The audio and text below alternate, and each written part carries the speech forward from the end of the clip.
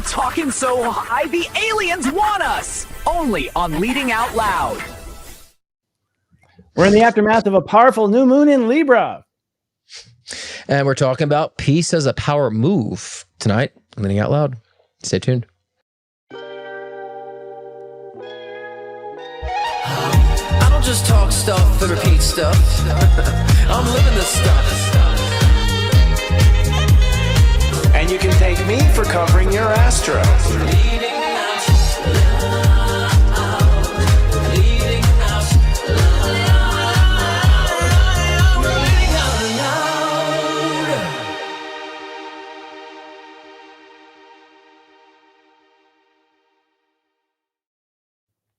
Welcome to Leading Out Loud, the spiritual shift show that's luminous and discerning. I'm psychic astrologer Christopher Witecki, the sensei to Sirius Joy. Oh, are you? I can't hear you, Scott. Can you guys? I hear you. Leading Out Loud. Muted. I was muted. You hear me now? Yep, we can hear you. Okay, all right. So I'm Scott Cruz, psychic medium and mentor with scottcruzpm.com. How are you doing this week, Christopher? How's everything going? I'm all right. It's there's a lot. I mean, the end of Libra has been tough, man. Like, just because I think Libra is so soft, like it's a soft energy. And so things throw off that scale easily, kind of thing. But overall, I mean, from this place in my life, straight A's, as far as like, honestly, like as far as the effort, I don't know if that people give me straight A's, but I give myself, A's for effort, because I don't think any man can do what I'm doing, so I feel good about that. Do my best and try to be good to myself in the meantime. That's the hard part, Yeah, of course. I mean, I think that's what Libra. You always have a difficult time in Libra season. I feel like it's always I do. Harsh. Yeah. Do you too? I mean, I do. I tell him. I said last year that was my hard time. You guys are like, is this guy full of excuses? Well, now you know. No, it's just it's lifestyle for Tauruses. It's lifestyle, and for me, as the Leo rising, it's my mind. So it's like my mind going back and forth, my lifestyle going back and forth at the same time. Too many things moving, too many moving parts. Yeah, I've been kind of like stopping and smelling the roses type of thing. Like taking a break from the mundane and enjoying just like going for a walk. We have fall here, so it's like the leaves are like gorgeous, like yellow, red, and orange. Yeah. So just enjoying that. Season right now. So I've been keeping it very simple. But there has been some challenges where I've been faced to like, do I really want to confront this, or can I nurture and confront at the same time? I'm like, I'll nurture this and confront at the same time. So have a couple. It's usually Libra season. I have people really testing my patience, but I'm kind of in a mood where like I'm not in the mood for it. So just kind of put it in place.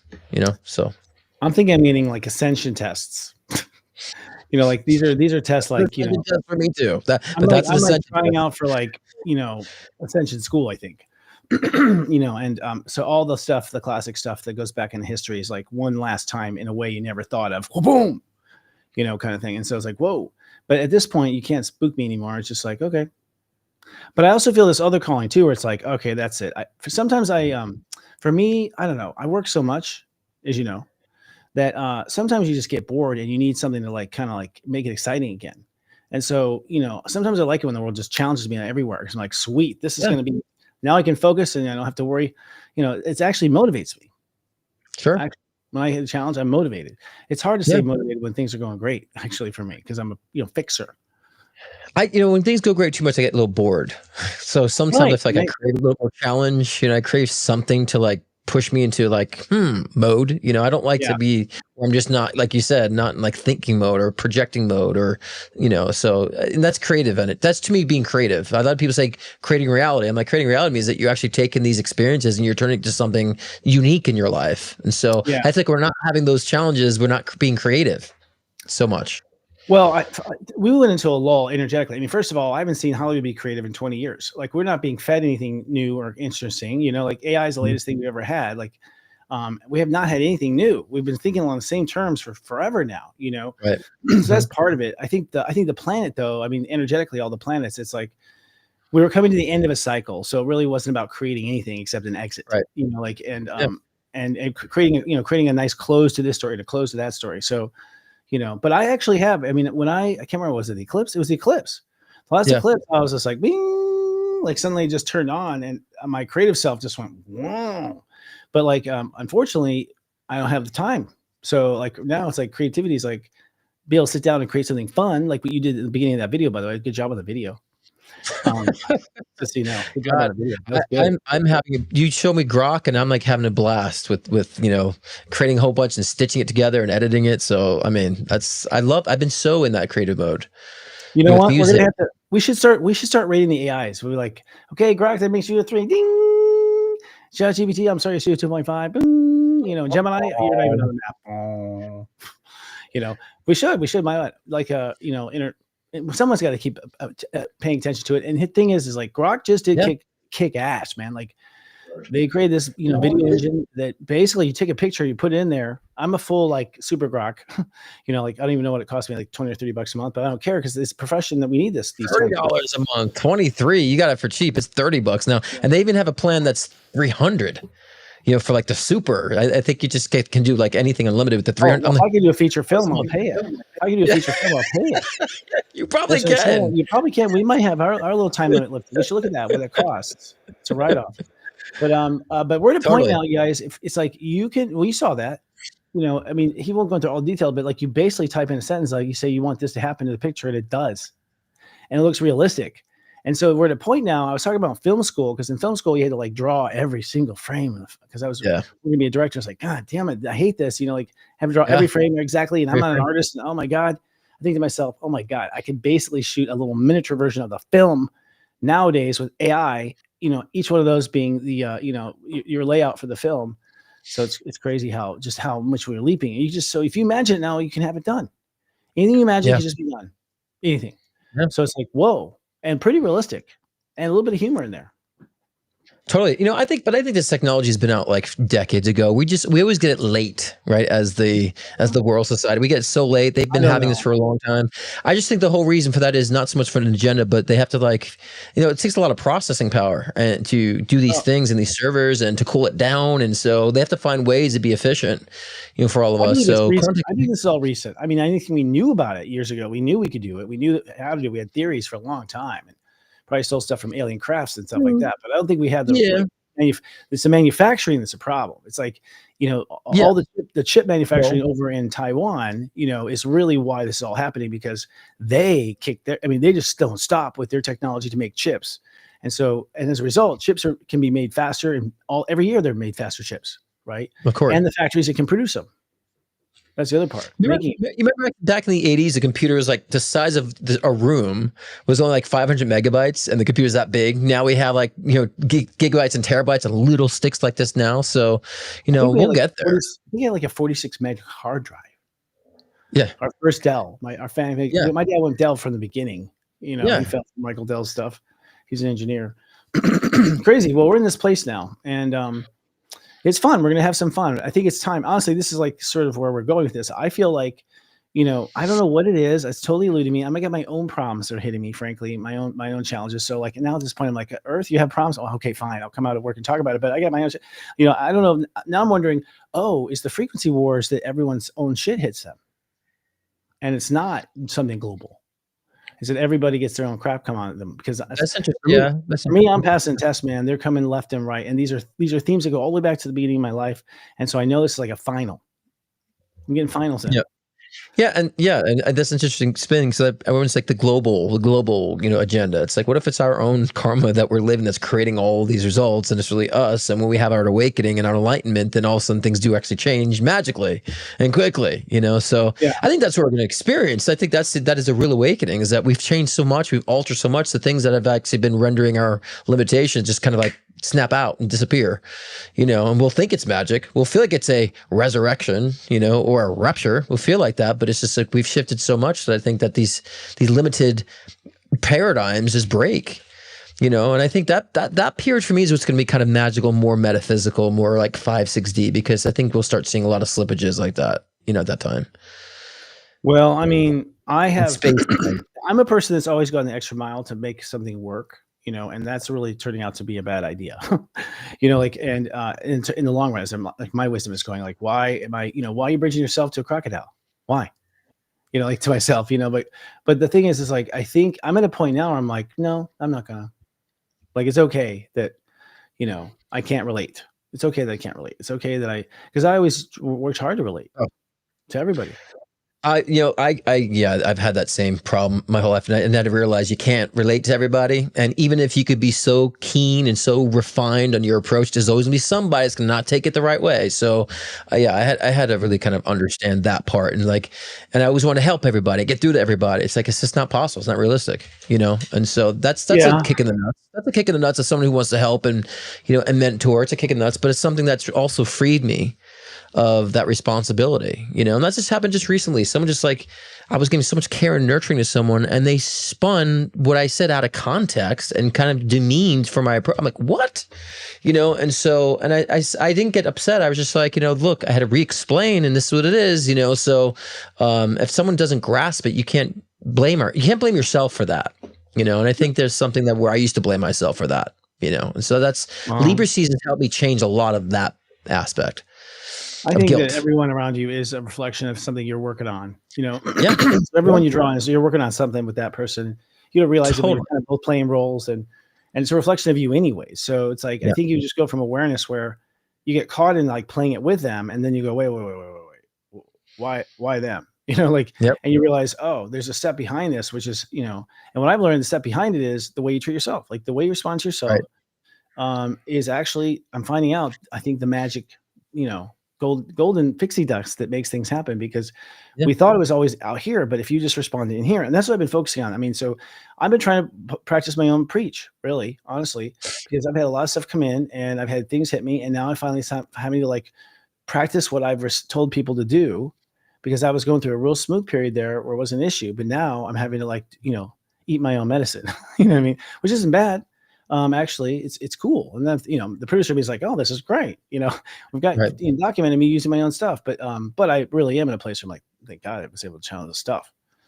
Well, I think for all of us, it's hard for us to really understand that sometimes we're in the correct, because I spent the whole time judging and taking the fault for things, and things I shouldn't have taken the fault for, responsibility for things. So it took me time to realize, no, I'm good here. I'm not the blame here, right? And so in these situations where I'm not the one that is off here, it took some time for me to allow myself to say that, because I've always wanted to be humble and always look within to say, there's always something I can change, but that's been my lesson. And so when I had that situation in how I responded, I was like, wow, I didn't feel guilty. I felt like I stood, with my own power. And I also did not get defensive or about it. I finally found the peace of that, not being responsible. So, and I think a lot of us have a hard time to say we're correct. Those of us who are very humble and empathetic, it's sometimes we get lost in that, and we end up doing the things that we don't want to do and behave the ways we don't want to behave unconsciously. We become the person we want to become because we're resisting allowing ourselves to feel like, no, we're correct on this. And so then we don't go off the deep end, and the self-love. I mean, I'm the same way. But the hard part for me is, and this, I don't care what it sounds like, but the fact that they go away thinking they're right and I go away thinking I'm right, and that just bugs me. But I know that is just something that you can't expect. And for whatever reason, I have this deep calling to convince them that I'm, not that way. But then I realize it doesn't matter if I am or not. Whatever they need to see and believe is going to be what they need to see and believe. And I can't. 100%. So I have to just get out of that care at all, kind of thing. And which is fine. I don't even know where I got that self-conscious, to be honest. I didn't try to be, I find myself like that. I didn't realize I even was doing it, could be just a result of my childhood, who knows? But you catch yourself in that. But I think these types of things is what we're aspiring now. This is, Scorpio's it. You're right. We'll talk about this in a minute when we do the planets, actually. But Scorpio's it. That's when you cut stuff out for good. And Scorpio is for good, right? So, So speaking of for good, we're going to focus on peace around the world tonight, Scott. Our headlines of the week are going to talk about nothing but peace. All right, so let's put up some headlines. Piece of pizza over here. For instance, the Gaza peace plan at a precarious moment, according to the UN. Reports of civilian violence and casualties on both sides. So you just can't help it. When I feel it, the energy of it just hits me hard, man. I had a thought about this the other day, and I was like, the way I rationalize this stuff is that although I hate it, I don't want it at all. It's because I did it in past lives. I know I did it in past lives. I know I was violent. I know I did wars. And the reason it makes me sick is because I know I did it. And I don't feel bad about it. I feel bad about it. That's really why I feel bad. That's the truth. I have memory of it and all this other stuff. So, but I think to myself, God, maybe everyone has to go through that at some point on the earth. Maybe that's part of the earth tour. You go through that. That's just as horrible as it is, it's like it seems like there's always fresh, carnival riders coming in and going through the stuff that we thought we were over 100 years ago or 200 years ago. We thought maybe civilization can get past that shit, and it's like not some civilization, right? And I'm not saying we're perfect. I'm just saying I'm done with violence. That's for damn sure. I'm done. I don't see why humans need to deal with that at all. Like, it's just we're at a point now where we really should stop violence. But that's my point now. Let's stop our violence, guys. Period. Well, I mean, I always say that's where empathy comes from, because you experience it in your previous incarnation. You've kind of come full circle with that. So, if people who lack empathy, I just feel like they're undeveloped, karmically. And so I feel like we all need to go through those cycles. How else are we going to evolve? So we signed up for it. A lot of us lived those types of incarnations, and some that are living it now. And so we can't judge that. And I think if we ask ourselves, what is their karmic experience? It might make sense, and especially when we look at someone who's suffering, right? We can look at that person's like, that's horrible. But then if I told them, well, that's Hitler reincarnated. Oh, well, good, he deserves it. See how the tone changes with people all the time? So if you understand there's a purpose of that individual's evolution, you won't feel so helpless. But that doesn't mean we take a step back on fighting against those things. That's what we're at, to revolutionize. And I agree. I've experienced a lot of that too, because why I have the pain, I can relate, because we've been there, in our previous incarnation. So we still need to carry on the revolution of change too, even though people have cycles. And so, I think, I totally agree with that in that sense. And I look at that, it breaks my heart, because we've been there, done that. And we also understand how unnecessary a lot of it is, but on the soul level, they're all benefiting. We're all benefiting from all that, even the observance of such. We're evolving. Well, I mean, we are. And I'm to this day still convinced that this is a video game. I mean, not a video game, but God's conscious, God's technology. But like, basically, that this is all just to see what would happen. Like, I think we're looking at each other like a fish, like an aquarium up there. We're just like looking at our little avatar like an aquarium. We're just like watching ourselves run around the earth do shit. And we're like, that's so cool. Just like we're doing with AI, like, I think it's weird. Like, I'm just a creation of my creator, which is my higher self that punched this in and paid whatever, soul dollars for it. Right. Let's go to the next headline. All right. Ukraine-Russian war. Peace talks appear to be collapsing. Planned summit between Trump and Putin in Budapest was postponed after Russia rejected an immediate ceasefire. Right, of course. Well, immediate ceasefire. I mean, that seems like Putin's at least he's basically a bat, like in a Bonds film. He's like a gambler that's going to last for a long time at the casino. Sure. The way he's betting stuff, he just like keeps betting. And I think the Bond film in the casino, I can't remember what that one was, but it seems this is what I feel like we're in. Yeah, and I think, again, this is not a surprise to me that, the meeting was postponed. I feel like, Trump's going to come pull and Putin's going to pull back. There's always going to be that kind of back and forth energy with this, so I'm not surprised.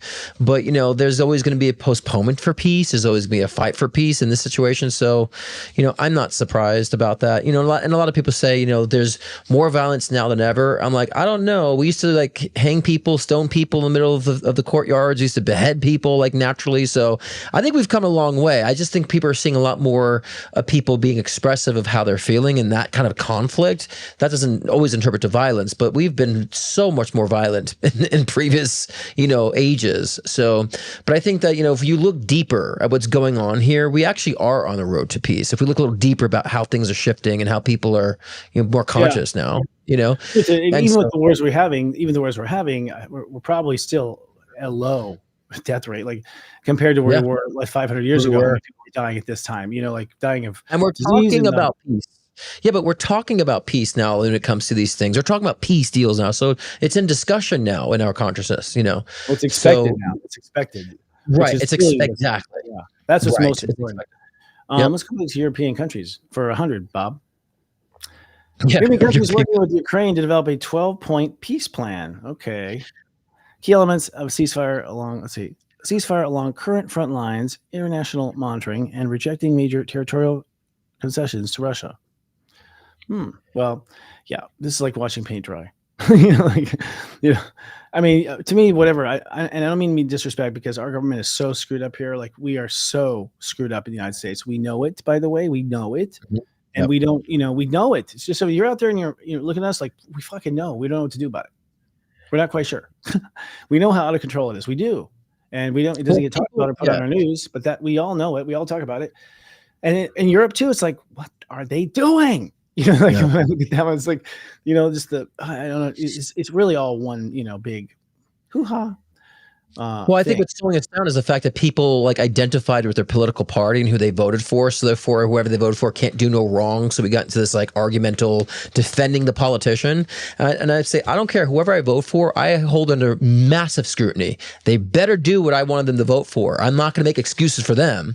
And so too many people now have turned this into a sport. They're like making excuses for their politician because they didn't want to make like they lost the sport. And this is what's really hurting our country. And this is what's making things go even more crazy right now.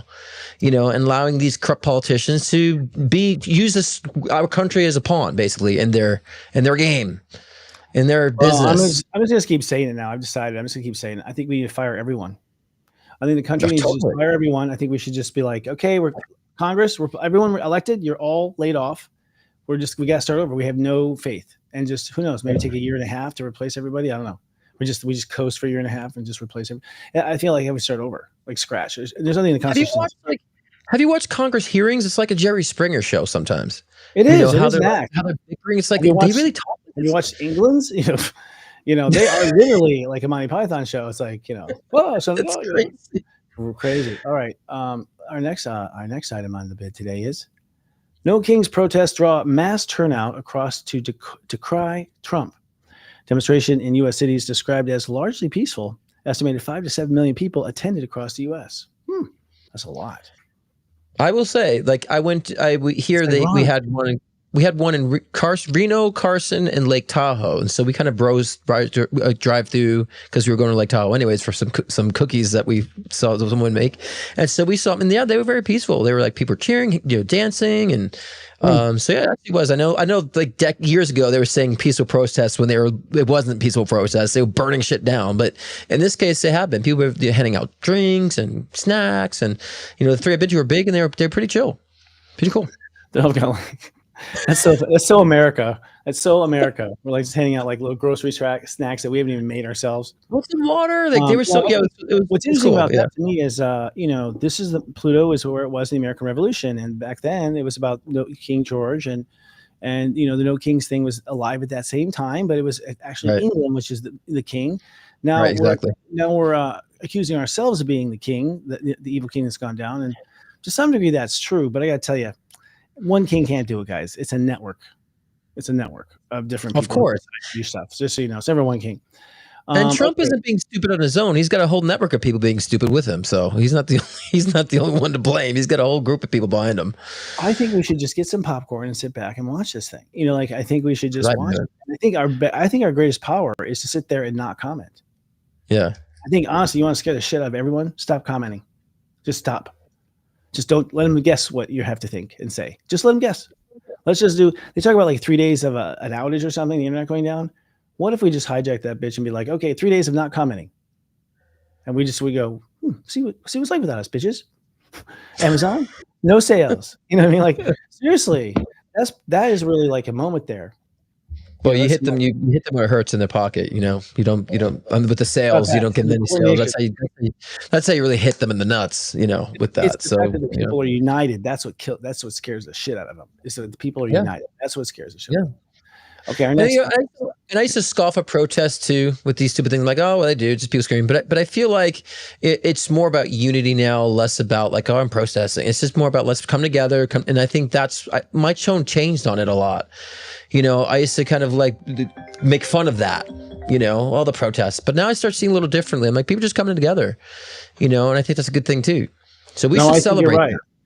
No, I think you're right. I think it's going to be cool to get along with Americans for a while. And then after the period ends and we do whatever, we'll hate each other again. Right? Like that. I mean, or just be annoyed. I mean, but I don't think we'll ever go back to where we were. I think we've been egged on by media and everything. So 100%. Yeah, I was. We've been gaslit by the media. That's what we've been. That's totally gaslit. Yeah. All right. So 31 Atlas headed to its closest point to the sun around October 29th. Researchers say that this will provide a key window for observing the mysterious interstellar object. Well, this is is anyone getting close up of this fucking thing? Like, can we zoom in on that thing or not? Like, they were showing it like on, like NASA was doing a live stream showing that, and it looked like this weird shrimp creature, and then like everything shut down. They ended the stream. So, wow. And this question when it's part of Project Bluebeam. I don't think it's part of Project Bluebeam. I just think again, it's a piece of an alien spacecraft. And so I find it interesting how they're being so, make it such a big deal in that sense. But, I guess it's studying, something from an interdimensional, space planet or whatever you want to call it to be. But yeah, I mean, I'm confused on why they're painting it the way they're painting it.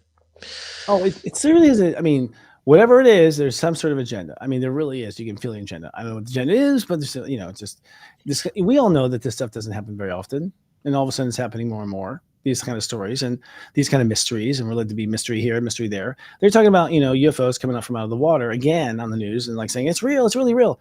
No shit. Have you not watched anything on the internet?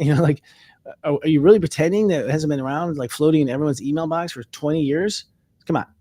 So this is where I'm like. Someone just said here too that I just watched Bashar say Atlas is, and I've watched Bashar for 20 years. What is it? But he's saying that Bashar says Atlas is just an asteroid that has alien technology attached to it. It's taking readings on a variety of categories as it's passing through our solar system. I don't know about the readings part. I do feel like it's alien technology, like a piece of a spacecraft. Do you feel that? It doesn't feel like it's actively.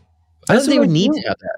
You know what? Honestly, that's what I felt when the honest to God truth is when someone asked me what it was or whatever, you did maybe, or when it came up, I literally saw like an empty ship floating through space, like it'd been abandoned or some piece of garbage. I said it was a spaceship turd is what I called it when we talked about the last time. It's like a turd from a spaceship that just got, broken off. It didn't feel active to me because I think alien interdimensional beings already been monitoring us and measuring things in different ways. So, so who knows? Boy, have they. Who knows? All right, so that's it. We'll see what that is. Now, the other thing I picked up, I'll just say it for the record, is like I got the feeling that like it's going to lead to the discovery of like a Gulf Stream in space. That there's like streams, like rivers in space that we didn't know about, and I feel like it's riding along a river, of gravity or something. That's the other thing I picked up on, which is all. I mean, it's totally intuitive. I have no idea. It's just. I like for that they're starting to see where it derived from. So I think there's a lot to look in with that. It's just I wonder why they're painting it in different ways. Is my question, but yeah, we'll see. We should talk more honestly about this later. But there's a lot of. I mean, we should try to get.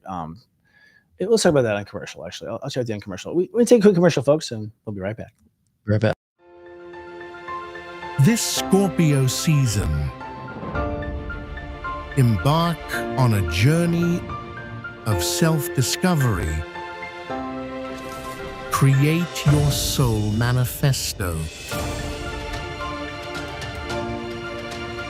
Unveil your purpose.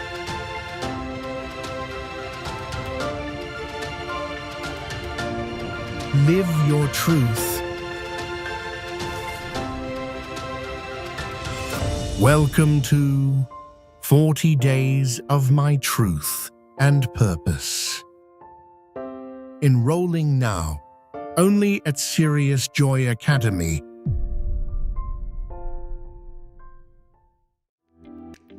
Hi, I'm Gwen English. I'm an artist, astrologer, teacher, and lifelong practitioner of the intuitive arts. Join me during 40 Days of Truth and Purpose on a creative adventure with the Heartspeak Oracle, a creative path to self-love. Heartspeak Oracle is a guided creative course designed to help you connect with your higher self, inner wisdom, and divine guidance. As a companion to Christopher Witecki's 40 Days of Truth and Purpose, this journey invites you to create your own intuitive oracle deck. No art experience required. If you can cut, glue, and open your heart, you're ready to listen and let your heart speak, connecting you to your divine truth and purpose. Join me this Scorpio season as we dive deep into the magic of truth and purpose with the Heartspeak Oracle. I look forward to seeing you. I help people to kind of get in touch with their gut, which some people believe is your first brain now, right? Right. And what the coolest part about what I do is that it's not like I sell anybody on anything. Like, people come to me because they know that they need to get to me, either for higher self work, colon hydrotherapy work, how to have like living food in your world, how to create your purpose, how to tap your intuition, how to align chakras, systemic like energy moving through the body. I take care of people to help them to realign their integrity within themselves for their mind, body, and spirit. And the integrity is really the right relationship. It's not like a moral judgment or anything. It's just right relationship. And I feel like a lot of people in this world know that they're not in right relationship and aren't always sure how to get back into it. All Gwen's right. I love Gwen's ad. She looks great now. She looks really fresh. She looks good. She looks happy. Gwen's looking good. I haven't seen Gwen in time. She's great. In fact, actually, we announced today Robbie is pretty much stepping down, but she's going to stay for Mega Monthly. She's going to be part of one show, like our flagship, astrology show for the internet. So like, she's like our flagship. She'll be there for the supreme ship, but not leaving. It's a great model actually, but she's got her own stuff she's got to do, and she's seeing everything go down, and she's like, I got to get to my mission. And we're like, we get you. Mm-hmm. She's been wonderful, and Gwen is stepping in to replace Robbie on weekends with Pep Talks on the weekends. And Gwen, her and I were friends 30 years ago. I mean, she introduced me to astrology. She introduced me. Yeah, it's amazing. She said, basically said, you need to learn this. And then she found a teacher to teach me privately. She found my first private teacher, which I made all my family go. And I bought everybody and my mom, my brother, them all like a ticket to this, to learn astrology. No one went but me and mom. Mom didn't even do the homework. I was the only one there doing the homework and doing it. Yeah, but it's my only way to have it. But yeah, and that was Danae. She was amazing. Yeah, it just blew my mind how far. That's awesome. It's great. Yeah. So it's cool. And I think, one thing I've noticed is like Serious Joy in particular, like the team is forming, like we're getting like the best people for the best job. Like, and that tells me something's about to happen, other than what we've been planning, Sure. The A team. Yeah, totally. And you're part of that too. Oh, yes. Yeah. Wow. I've been loyal. I've been very loyal, especially to LOL.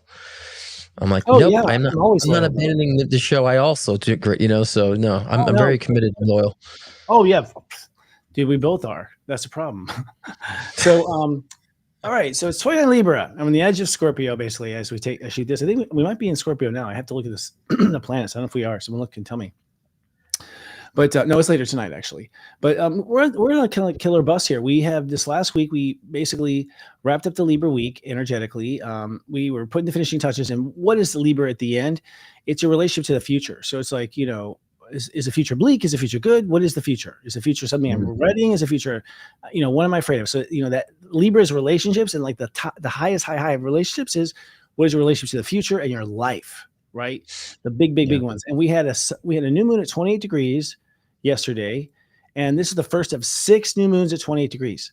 28 is like create a nation, create an empire, it's the highest create there is. It's the highest manifest degree there is. And so for 6 consecutive months, Spirit Universe has us doing nothing but create big things through Scorpio, Libra, Scorpio, Sag, Capricorn, Aquarius, and Pisces. Those are the 6 signs that all get it. And then it goes to another new moon's degree. So that tells you right there, the universe, basically God is installing the warehouse for the new earth. Energetically, like the consciousness is there and ready to be filled and grown. And that, it's amazing how that happens. Now, all the full moons for about 4, I think, maybe there's a break, 4 or 5 full moons are 13 degrees. And 13 is exactly what you think. It is destructive. It's an Aquarius degree. So it nets to a 4. But the reason why it's destructive is because we haven't built any of our life on these principles of, go with your heart and follow your heart and let the heart, let like hearts be next to like hearts. That's the age of Aquarius. So when you have like this blast of 13s, when all you're built on is like 8 greed and 9 greed, 8, 9, and 10, like the whole world's built on 8, 9, and 10, it could be kind of an earthquake. So we have like several earthquake karate chops to the, in the next 4 or 5 months, in each month. So that's the big picture of things. So I think, just to wrap up my little segment here, Scorpio is about the boundaries. It's about Scorpio is where the line is, where you draw the final line. There's a part of your soul that does nothing but draw the line. And that's necessary when we incarnate from the kingdom of heaven, because we don't have boundaries up there. There's no separation. So it's a whole new trick for humans or for souls that are playing this game, this adventure game. And so, our ability to have boundaries has also been limited by slavery and things like that, where people just didn't have any option or right or any right whatsoever to say where the line was. So not only is it weird for Earth, but it's like we didn't even get a chance to start on it. The millennials, this is the first lifetime. For millennials, this is the first lifetime they get to have boundaries. That's why they're like so like totally absolute about it, because they're like, calm down. A couple lifetimes you'll be more chill about it, like. But so anyway, so this Scorpio season is going to be, because you can change the boundaries to anything, because you have the glue, and that's what our 40 days of truth and purpose is. By the way, if you don't know your life and where you're going, come fucking take that at my, at our school, our academy, because it is excellent. You'll know exactly who you are and what you aren't. And if you do it in Scorpio, you can't lie to yourself. You're gonna get to the core truth. Like, it's just like a quick band-aid to knowing what's going on. But so I think we come out of this really different. So I'm going to end this with, like, by Thanksgiving, we've changed. Yeah, which is right around the corner, actually. But, and I've been saying, too, we're entering a period of solidification and crystallization, because as we're karate chopping things out, we're actually solidifying what we want to be left over. And we're getting rid of the things and trimming the fat of things in our lives that have been over-encumbering us with too much of unnecessary weight when it comes to things that we've been holding on to, that we know that it's not really part of our future. Because a lot of times we have ideas that feel like, I never got that done, or I should get that done. And then we look and we reflect, realize I didn't really want to get it done, nor do I want to even try to get that done. So we're cutting all that fat out, and we get to really kind of have a more of a cleaner focus and perspective of where we're actually going to really place ourselves. We went to a grounding period as far as where we want to situate ourselves, but now we're solidifying things. We're crystallizing things. This is where our manifestations, call manifestations with the air quotes, this is where the fruits of our labor start to blossom, and we start reaping the rewards of what we've planted. And so we'll start seeing those relationships come into gear. We'll start seeing the communities start being attracted to us, but also us being attracted to newer communities too, with the right people in our environments. We'll start finding our voices being met and heard and understood. We'll start finding our creative expressions are being received, and we're locking in the way where we decided that we're going to do things in our own voice and our own unique perspective, without having reservations of whether or not people are, approve or not. So this is a wonderful time. And so, yeah, I like when you said about cutting things out and setting boundaries. It's more about, to me, setting the parameters. If we could use the words, I'm setting my thresholds, my parameters. This is how I'm growing. This is the direction I'm going. And I'm not like a good waver off my path any longer. So we're totally solidifying our future paths, but also allowing the things that are truly meant for us to crystallize finally. And that gives us more of that grounding, solidification, more of a boost and encouragement to move forward. So that's what I feel like is we're embarking on for Scorpio season moving forward. So it's pretty exciting. And I, even looking at my chart, it's a lot of major changes. A lot of what my chart was talking about, more about the public. So it's like interesting. So I've actually come to a solidifying about where I want my voice to be and how I want it to be, portrayed, that I think that now that I've checked that box, then of course is more public involvement. So, so yeah, it's a wonderful period, I feel, in that regard. Well, I hope it's delightful. I've been telling myself it's going to be delightful the whole time. But for me, delightful is like, multi-lifetime in the coming, where human beings are finally like ready to do something about it. I'm just so grateful if that's it. Please just give me that. Like, just give me that, I'd like to see it. I'd like to see us move forward. And I think it's because we've been confused, tricked, and all these things. I don't think it's really our fault. We never can get around, they always, whoever they are, they've always had more information, more intelligence, to handle stuff and be one step ahead. But now it's finally starting to gain, neck and neck as far as education and access to like AI and all these types of things. So it's an interesting moment. But Spirit tells me very clearly, this is it. This is the graduation of Earth. The Earth is going up to the next level. The whole attraction is moving up.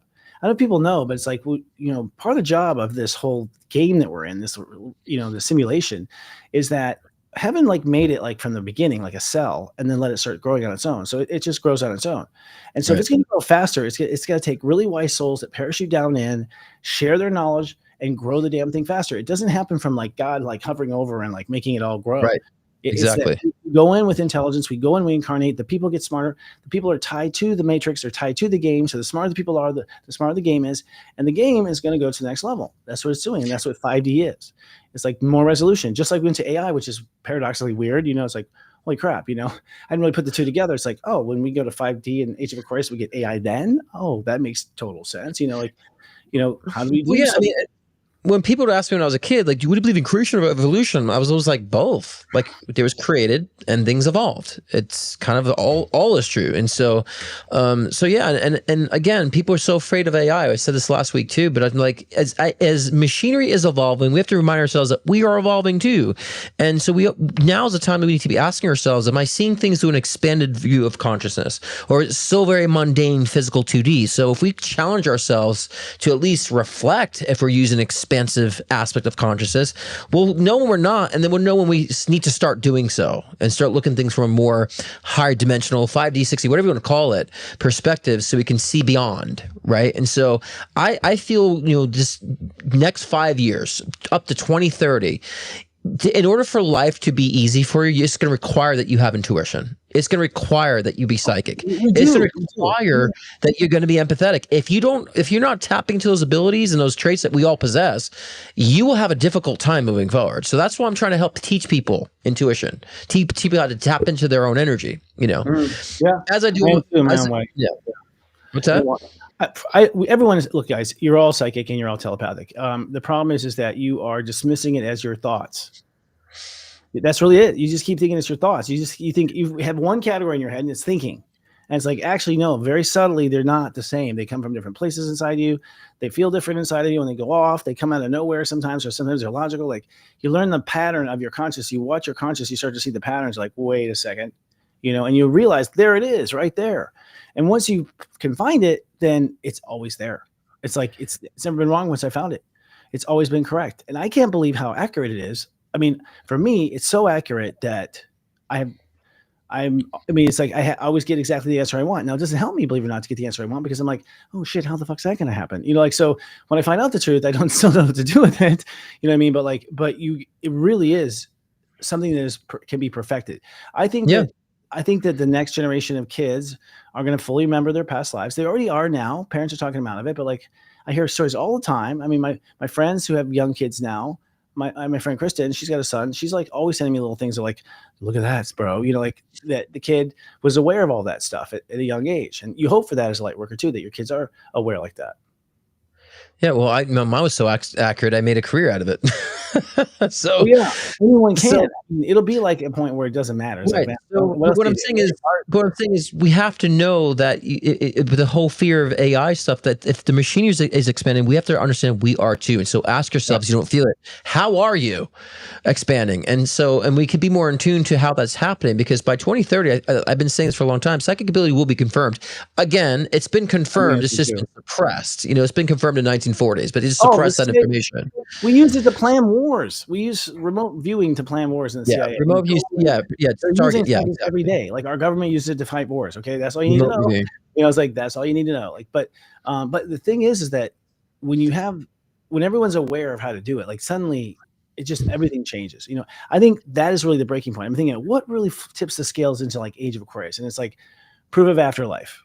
As soon as it's without a doubt that we go and come back, the whole damn game is over, because it's all been fear of death that's driven everything. The necessity for war, everything is all fear of death. And you're like, oh, you mean everyone comes back? Yeah, we just reset the game and you're fine. Like, oh shit. Like suddenly, what does that do? Does it make a person go, I'm going to go ahead and, hurt this person? Or does it make a person go, oh, they know who I am every life and they're tracking it. You know what I mean? Like, well, I don't know what the realization is, but it's definitely a shift in everything. That's really what we want. That's why religion's been controlled, I think. I think religion's been controlled, like, so that as long as these idiots don't realize, that everything's fine every year, every life, then, we can manipulate them while they're here. But I look at things differently now, because I used to be like, an agenda for control and all that stuff. And I always said, but why? There is people who want that, but I also feel in the bigger picture, we at those times were evolved. We were chaotic. We needed a sense of control. Those past versions of ourselves, we needed religion. We needed some sort of source to pull us out of our dark ages. So I think those things have been lined up to control us in a way so we can actually evolve and take the next step forward. So we're evolving out of religion. We're evolving out of these other traditional mundane things. And so I just think they've always been needed. I've been seeing things a lot differently lately. They were needed. They were stepping stones. They could have been the truth. They could have been the truth. Like, it's part of it. it's all part of the way we're changing. So like the things I used to scoff at, I'm not scoffing at anymore. I'm like, well, that was needed then. Now we're here. This is a different story now. And I tell people, in order for you to understand what you're getting intuitively, I said there are two parts to imagination. We create and we receive. We do both. And so a creative process is a very external. It's a very extroverted energy. You can feel that overt energy. But when you're receiving something from spirit, it just kind of comes in. You can, if you identify and sit on it, you realize it kind of came in. It's not like I pushed it out. It came in. Where'd it come from? And so we're more conscious about how we're receiving information or the intuition, how we're reading something or how we're exporting things. We can identify more clearly, oh, I received this information, and we'll at least validate it. And so people say it's hard to trust it. I'm like, what the hell are you trusting in then? Your logic that's faulty from past experiences, or an insight that you just can maybe give some little bit of attention to and see where it goes. And so I think the whole trusting thing is not an excuse to not go with it, because it's hard. Look, guys, you don't trust anything until you trust it. Like you just observe it. I mean, what I tell people is you just watch it. You just watch the pattern yourself. Like, oh, that's interesting. Oh, that's interesting. Oh, interesting. Trusting in something. And here's the thing. Well, I start to trust over time. I'm a Taurus, so it's like over time, it's like shit. This is always, or just things that came out, like weird shit that came out as far as premonitions and stuff. And then it happened. I'm like, oh my God, like I really thought that was just like an amateur, and here's the thing. It's like spirit uses imagination. When you get a message from spirit, you type it up in your body and present it for you with your own artistic ability and your own imagination. So yes, it looks like you and how you would create it, because that's what they're communicating to you is the language of you. Like you're being communicated through language of you, the Morse code that only you know, and the imagination that only you know. And it's exactly how you would do it if you were to do it, only you never requested to do it. You never thought about doing it. It just did it.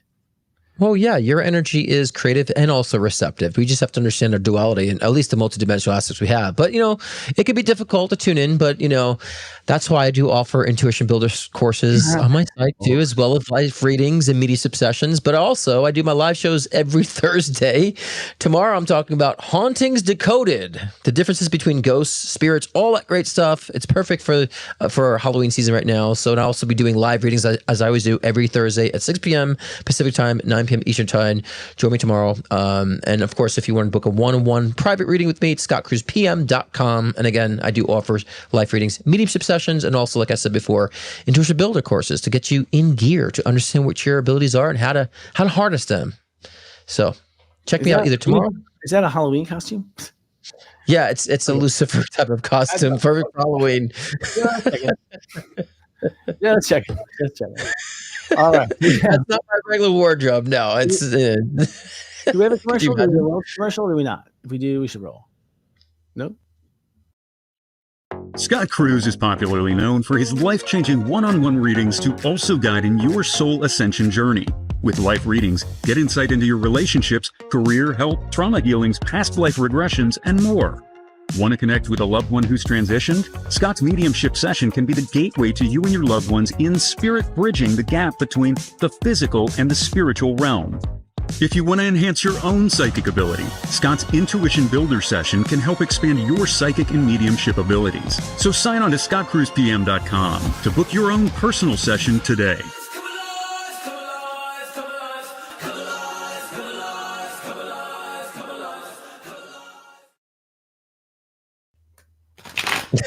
Doing tarot cards. Wow, that was very good. Crazy times, y'all. So let's get into this topic. Let's reframe peace. What is peace?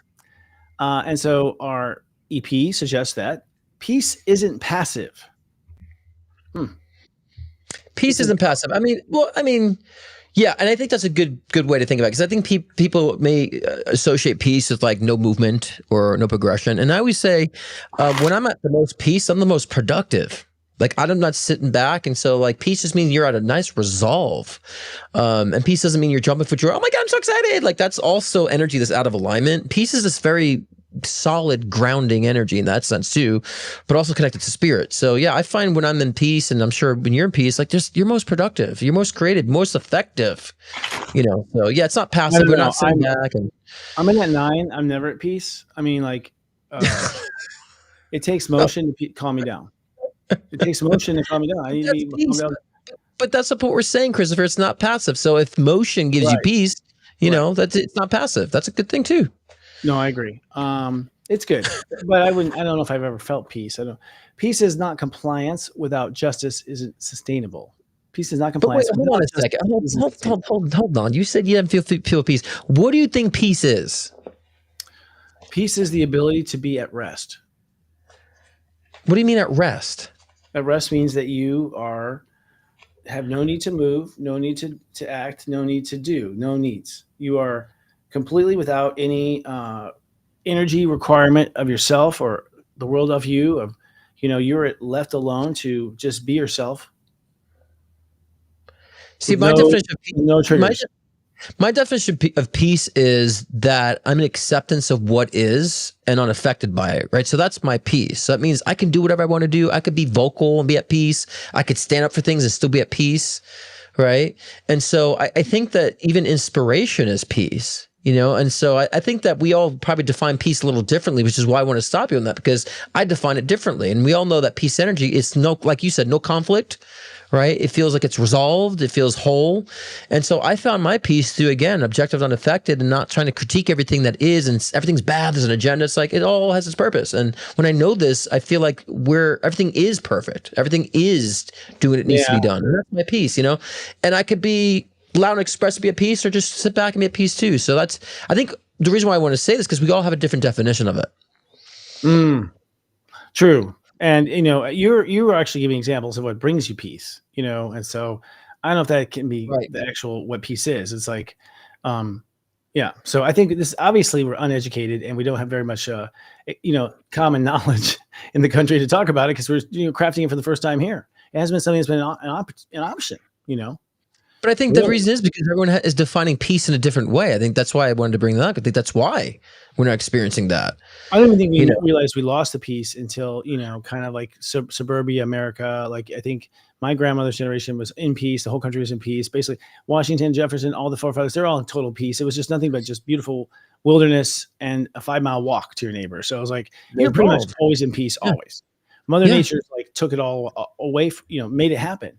And that's really the big issue, is Mother Nature made it happen before. Now, if you go like Mount Shasta, anywhere that's like still Mother Nature, you're in her world, and you are Mother Nature is pulling you into peace and pulling you out of that high strung, city habit. So I think we've driven our people out of their peace and quiet, over all the things we've done. I know some of it's deliberately. I know some of it's like, your phones, your smartphones, and how much we're, But are we intended to be at peace 24/7? Because if we're at peace 24/7, again, like we said earlier, where's our evolution? Where's our push to, you know what I'm saying? So, I think people think they're supposed to be happy all the time, at peace all the time. It's like, no, we have a range of emotions for a reason.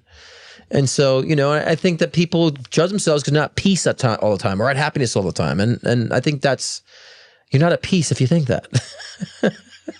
Yeah. Well, I think the one thing about the 12 states of awareness, the 12 signs are 12 ways of being human. 12. And I don't know, all 12 don't want to be at peace. The mind sure as hell doesn't want to be at peace. Right. It doesn't want to. Our emotions want to be at peace. So everything has its, my point is we're not going to ever be one thing ever. So the role of power in peace, apparently, is power not as domination, but alignment. The role of power and peace. So what Erica, because I gotta feel like we should just give her this voice, because this is our executive producer who lays out some of these ideas, and I think they're great. And I think that she should get some credit for like some of these things. This is her 29-degree Libra. She's a 29-degree Libra. Yeah. You guys realize that, like, that is a a grandmaster of relationships that she is. She's a grandmaster. She had her birthday yesterday, or today was her birthday. Happy birthday, Erica. Actually, geez. That was a Erica, mindless way of saying happy birthday. I'm sorry. I just realized it from astrology, but the point is, like, any 29 is obsessed with, like, mastering their realm. And here she is posing these questions to us. We're like, what? Right. But when it says peace becomes rebellion or refuse to defeat chaos reaction, you can rebel for peace. If you're in an environment where you're enslaved to dictators and all that stuff, in order to find your peace, you will have to rebel. Or if you're trying to get out of a cult, you have to rebel to escape, right? And so I think we rebel. I don't think peace becomes rebellion. I think rebellion is where we sometimes have to rebel from things to find our peace and to go against the norm. She's saying what I was saying by saying don't comment. It's like, we would freak the shit out of them if we just were all peaceful all of a sudden. They would just be terrified, like we'd all But become that's serial rebellion. killers. But that's rebellion because they're like, I'm not feeding, I'm not reacting to this, right? Yeah. She says that is rebellion. She's saying this is a different form of rebellion. But I'm saying to her, it's like, there's no way in hell like the South can do that. You know what I mean? Like, not even that's not true. The South is actually pretty chill, actually. The North actually can't do it, to be honest. People in the North, Chicago, stuff like that, they're they have a hard time, I think, just being peaceful about it. South actually is pretty, the summer, the heat, everything gets you kind of just like chill, actually. But it's just interesting. I don't think everyone can just be at peace on cue. No, but I think there's a way we can find, these are the good topics always finding peace. Like, for example, like I was saying before, finding inner peace when the world is in chaos around you. That's my objective and unaffected, that, state that I'm talking about, knowing that this is happening, what it needs to happen. Trump in office needs to happen. The chaos happening out needs to happen. There's a reason for this. And we can sit back and be like, okay, I'm not affected by it, but I'm also being wise of how I can maneuver with it. Right. So, and that brings a peace too. And I think, again, I'm hearing a lot of people who are watching, like, talking about peace being complacency. And it's like, peace is not complacency. By no means is peace mean complacency. Oh, no. I mean, I think people are thinking of times where, like, the bully comes in the room and starts threatening someone in front of you, and you just shut the hell up because you don't want to. That is where you keep the peace, because you don't want to make it worse. But that's like a 1 out of 100. Like, you might. But sometimes taking the high road of keeping the peace does not create more peace, because it enables bad behavior. And so here's the argument. Here's the area right here. Exactly. I feel like the next wave is what she's saying here, which is, you want to change the game. Don't react to their stuff. Like, if you don't react to their stuff, you will change the game. You will. Promise you will change it. Our reaction is what they're feeding off of. So it's like, starve them to death. That was my attitude. I'm going to starve this, consciousness to death that's trying to feed off my reaction. I'm not going to give it to them. I'm going to let you starve. Find your fuel elsewhere. And I found that works really well. There's a frustration, there's a burnout, and they're asleep. It's like, because they were feeding off of me reacting. And so I think, I see that. Still, though, people are so angry they haven't processed their own stuff. It's really hard to hold yourself back when you yourself. Yeah, but we have to stop being so black and white. Every circumstance is different. Every reason's different. So we got to stop being so black and white with everything in general in spiritual communities. It's not so black and white, taking high road all the time. Sometimes you got to take a stand to bring peace for others around too. And so we have to be discerning to understand this. If the people are so black and white, they always only take the high road in certain situations, then they're never going to create peace for those around and be a martyr for people either. So I really feel like everyone's being too black and white about this, and that's why I asked you before about we all have different definitions of peace. And if we actually allow ourselves to embrace our own definition of peace, then we'll probably all live in peace. As silly as that sounds, as simple as that sounds. We will live in peace. I mean, I feel the earth is destined for that. I feel like that really a lot of the ruckus is man-made, deliberately man-made, just like a little brother that won't stop fucking hitting the drum over and over again at dinner time. You're like, stop it. As kids, we demonstrate these parts of ourselves all the time. Peace and practice. So I do think that, finding inner peace when the world is in chaos around you, that's the next move, guys. Like, so as what we call light workers, I think light worker, find the inner peace, find your peace when the world is in chaos. I think that's the mantra for what has to happen next. When the world goes a little schizoid and goes whatever it does, we have to keep our inner peace. That's, I feel, our job is to stay our peace, because as long as a percentage of the intelligent, grounded people remain calm, the overall tone of everything just stays there. And I think that we are capable of it. And, we're also so tired of seeing the same old shit. It's going to be like, yeah. Mm-hmm. I mean, part of me is just like, show me something different, like kind of thing. I'm at a point where I'm not getting spook boo, I'm not going anymore, so peace and practice. Choose stillness before you choose words. Oh man. Oh, that's a hard one for me. Well, I mean, this is a simple way of saying, to think about what you're speaking about. I mean, honestly, choose stillness. But that's another way. Some people have to like sit and be quiet, but I think that that's the practice that we do. This way we can actually think before we speak. I think that's kind of the cliche that she's meaning. So this way we speak with purpose and speak with refinement, I think that's what the goal always is. But that's if people just like, a lot of people reactive, Christopher. I mean, that's the problem with our world today. People just react without thinking, and they're on a program and a loop subconsciously about what they've been fed. So defending that belief, because if they kill that belief, then they're dead. Their identity goes. So it's just respond, react. And that's what we got now. And so the stillness is definitely going to help people to find like where they sit and where they really situate themselves. And then they'll have more peace with that when they're out of a loop. It's like an animal that's suffering. I see just some people just suffering in this loop, and it's like, it's so stressed. It's a stressful state. Yeah, it is. And actually, I mean, the step system shows you how conscious stacks. And so, you are not supposed to speak up according to step system. You don't speak or think until step 5. It's the 5th step that you actually bring the mind and the mouth into it.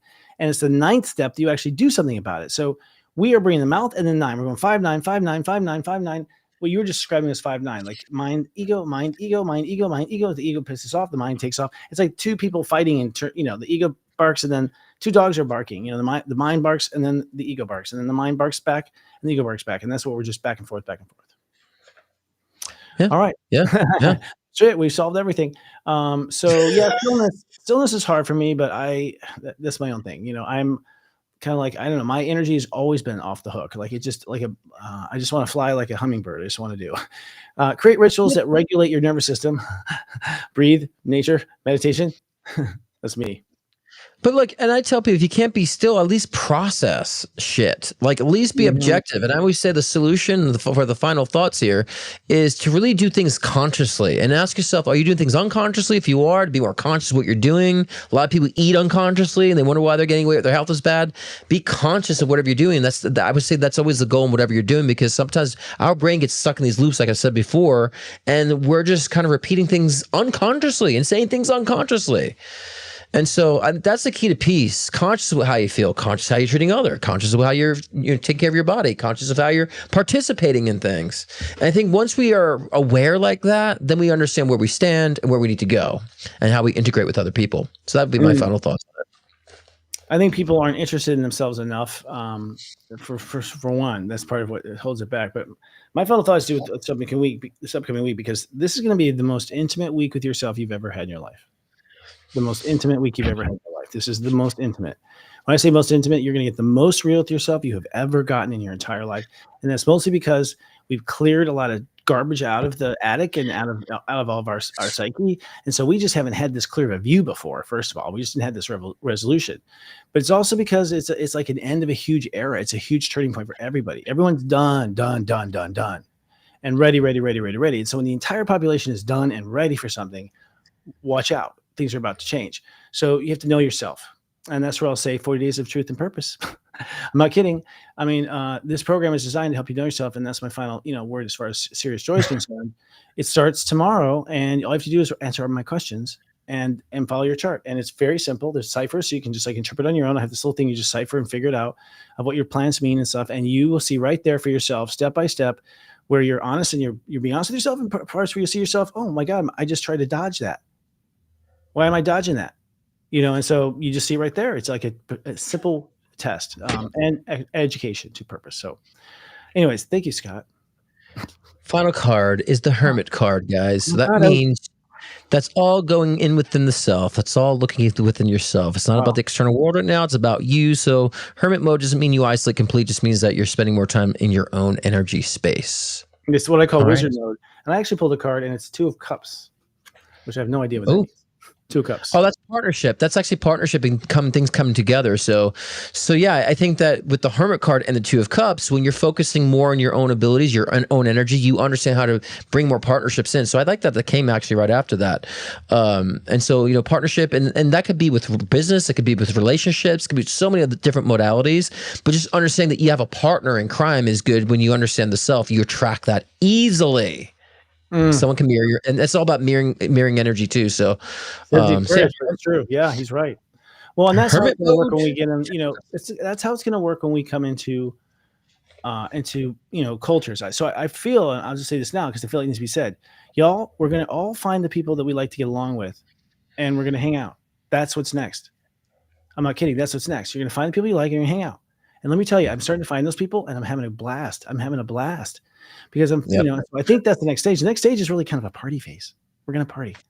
And I've always known it's going to happen. I mean, part is like everyone's just be excited, hang out, stay up late, eating food all night, around the kitchen, blah, blah, blah. Like whatever your version is, it's going to be wow.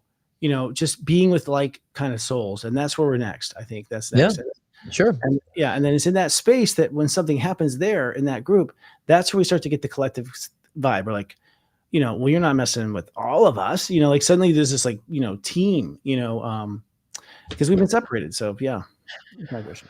Interesting. I pulled a card tonight too. That's crazy. All right. So that's it, folks. Just let you finish up there. Your final thoughts. But yeah, what's next week? I'm just going to see you next week. We're talking about being fearless and free just in time for Halloween and Samhain. Spooky. Scott, don't forget to share your show. Oh yeah, again, guys, tomorrow night, 6 p.m. Pacific time, 9 p.m. Eastern time, my live show. Join me tomorrow. Live readings and chat, which I am talking about Hauntings Decoded, Ghosts versus Spirits. So just in time for the holiday. And again, get your live readings in or scottcruiserpm.com. That's how I'm signing off. There's the banner there. I should put fangs on that picture too. So oh, goodness. But so maybe a question about the different dimensions of spirit. Is that a ghost, spirit, or soul? So I get into the depths of that and poltergeist that I've experienced growing up too. So yeah, tomorrow night. Good stuff. All right, folks. Well, don't put up with the shift show. Make sure it's all about you this week and lead out loud. Good night, guys. You have your show tomorrow too, right? Christopher, we didn't talk about that. Fridays. Well, no. You have your show on Friday. I'm moving it to Saturday, Sunday now. Sunday, interesting. I'm gonna move my astrology to Sundays. Did you get a consensus on that? No, it's spirit. It's spirit. Interesting. Okay. AI says the same thing. No, I'm not kidding. I'm serious. So I've been doing it. I mean, I've always felt like it's kind of a Sunday thing, But I didn't want to do church, so I was like, ew, church, and so I never did. Coming up on Serious Joy. Master astrologer Robbie Hunt is airing her last self-study haul this Wednesday. Join Robbie for her discussion on the gift of your sun and how owning it changes the world.